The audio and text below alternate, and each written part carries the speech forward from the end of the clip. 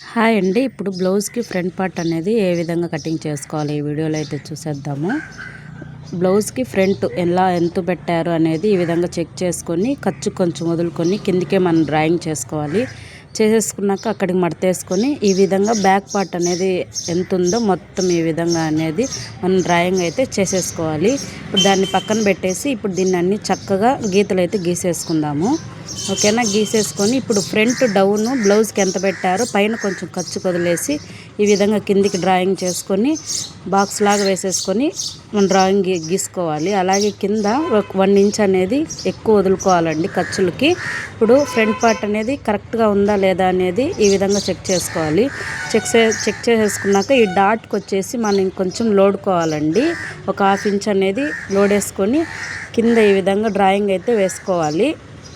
వేసేసుకొని ఇప్పుడు మనం దీన్ని అయితే కటింగ్ అయితే చేసేసుకుందాము. ఓకేనా.